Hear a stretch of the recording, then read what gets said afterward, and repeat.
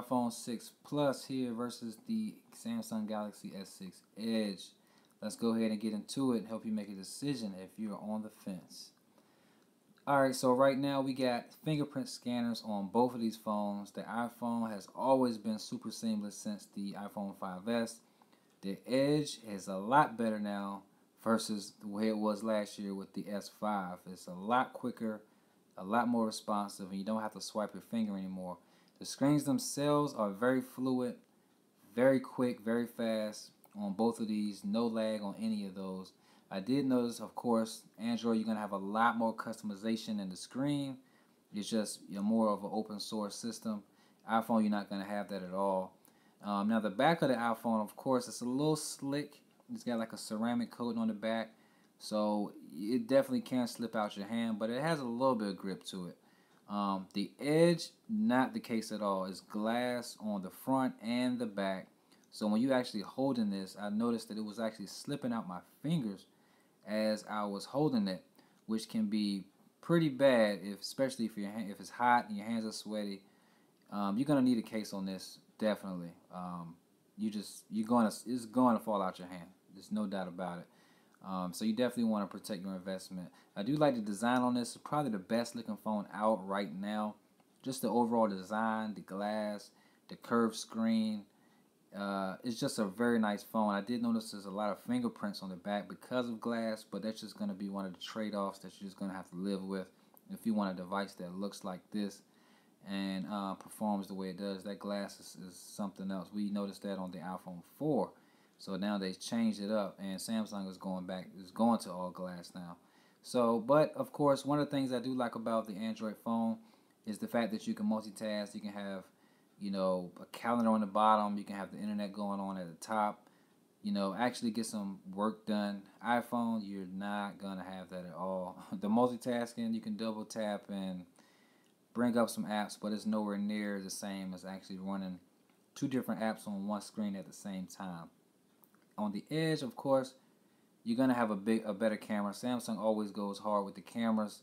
You're gonna have a 16 megapixel camera on the Edge. You're gonna have an 8 megapixel camera on the iPhone. So I took some images here just to show you a comparison of both of these.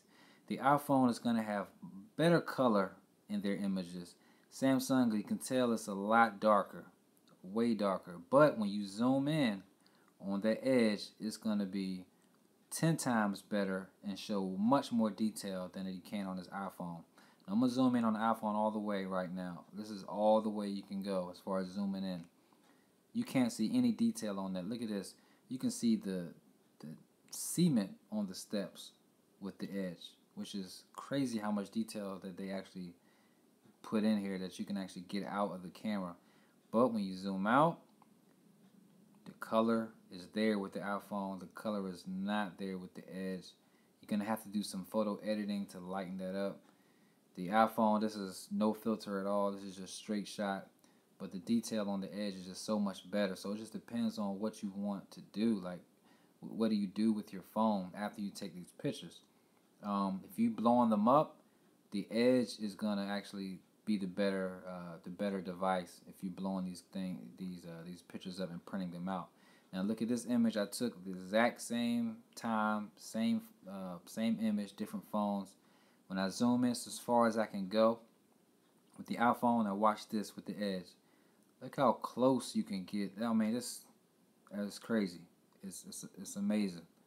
But when you zoom out, the color is there with the iPhone. Not so much color with the Edge, but you have a wider lens on the S6 Edge, so you're gonna get more picture in the phone, in the frame of the phone versus the iPhone. You get those two black bars on the side, so the lens isn't as wide as the S6 Edge lens.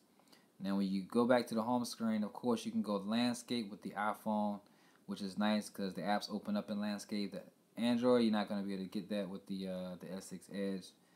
It's just the way they have the phone laid out. You're just not going to get that. Now with the Edge screen, I feel like they could have done a lot more. Just go in here and show you exactly where you can customize this.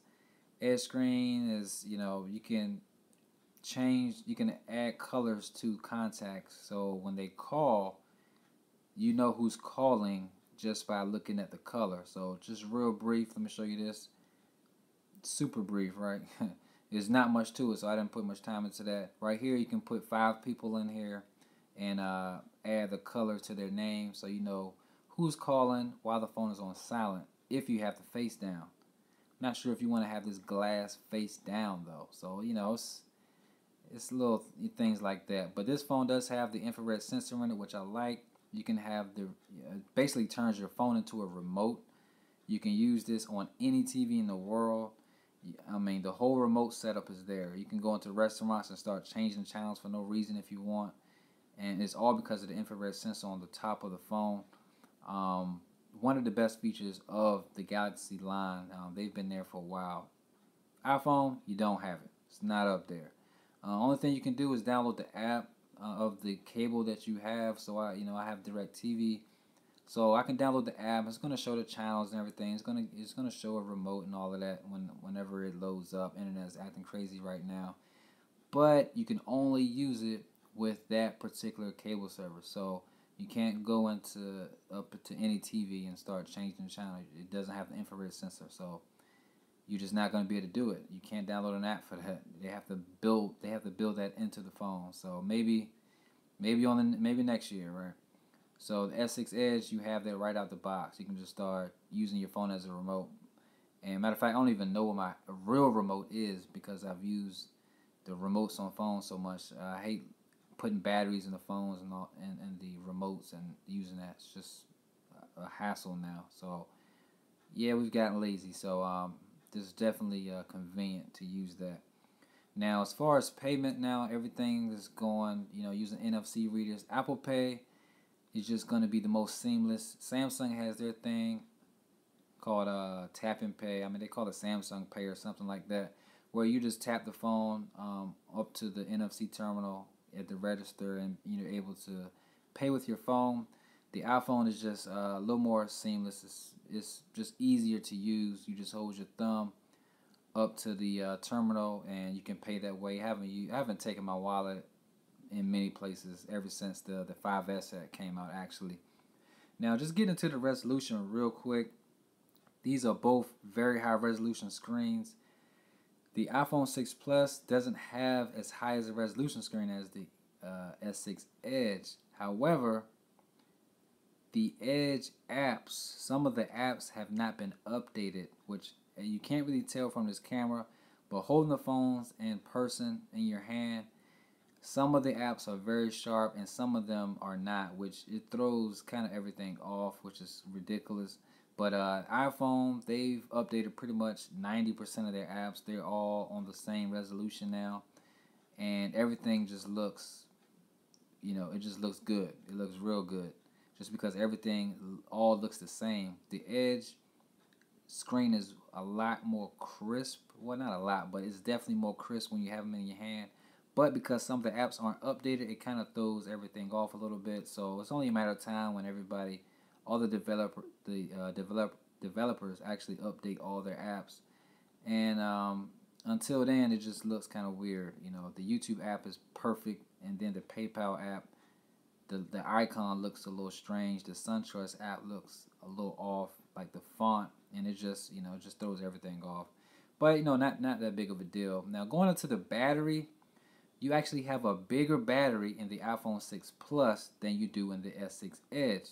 But the Edge has fast charging capabilities, so it charges up a lot faster than the iPhone 6 Plus, which is a little strange. But one thing I do like about the Edge and Samsung is the accessories that you can get for them. They have the S6 Edge has a built-in wireless charging.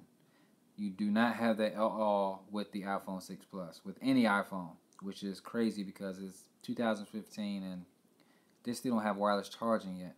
The Galaxy line has had wireless charging for quite some time now, probably since the S3, if I can remember. So you can actually go out and get an accessory that they have, wireless charging accessories that you can get online. You can get off eBay, off Amazon, but I went and got one from Samsung. So this guy right here, once you, at the end of the day, end of your work day, you can just kind of just cut your phone off where your phone goes to sleep. And I'm going to give you a little demo. You just pick it up, lay it on here, and your phone will instantly charge, which is very, very seamless. I mean, it's so convenient. You never know what you got until it's gone. You know, I definitely don't want to live without one of these now. iPhone, you just don't have. You have to plug it up. Lightning cable is nice. You can put it in either way. You know, it's small, but it doesn't have wireless charging like this. And once it's charging, that light turns blue. Once it's fully charged, it actually it turns green. So now you still have to have the device plugged into the wall, that charger itself. But from the phone to the actual pad that you're laying on, you know, it's wireless. You don't have to have anything. So I definitely like this right here.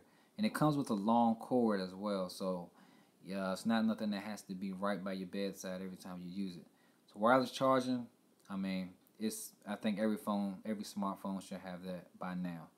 But hey, you know, it's only a matter of time before Apple finally does it. I know they're doing it with the Apple Watch now, so the S6s, not the S6s, but the iPhone 6s Plus should probably have that later on at the end of the year. So we'll see what happens. So right now, like I said, this is just a quick overview. Hopefully this helped you make a decision on if you're on the fence of getting one of these phones. If you have any comments or anything like that, please let me know.